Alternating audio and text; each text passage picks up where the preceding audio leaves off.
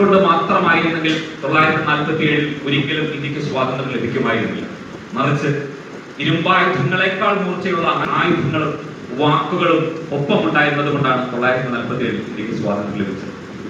ജന്മാവകാശം തന്നെ തണുത്തുറഞ്ഞു പോയ ഒരു മനുഷ്യരുടെ ഉള്ളിൽ തീജ്വലിപ്പിച്ച ഐ ഹാവ് എ ഡ്രീം എന്ന വാചകം മാർട്ടിൻ ലൂതർ കിങ്ങിൽ നിന്ന് വന്നതുകൊണ്ടാണ് ചരിത്രത്തിന്റെ ഭാഗമായി മാറിയത്.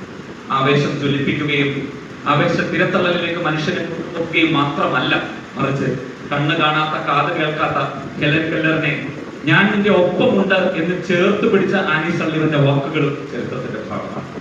തീയമ്പുകളുടെ കാഠിന്യമുള്ള കരുത്തുള്ള വാക്കുകളുമുണ്ട്, ഞാൻ നിന്റെ ഒപ്പമുണ്ട് എന്ന് ചേർത്ത് പിടിച്ച വാക്കുകളുമുണ്ട്.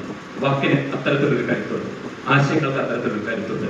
നമുക്ക് ഈ ഐബോക്കിന്റെ ഈ വേദിയിൽ വാക്കുകളുടെ കരുത്തായിട്ട് മാറാം. ചെറിയ സദസ്സാണ്, വളരെ ചെറിയൊരു സദസ്സാണ്, വളരെ ചെറിയൊരു കൂട്ടമാണ്, എങ്കിലും നിങ്ങൾ സംസാരിക്കുന്ന വാക്കുകൾ ഇവിടെ മുഴങ്ങുന്നുണ്ട്. അപ്പോ നമുക്ക് മത്സരത്തിലേക്ക് കടക്കാം.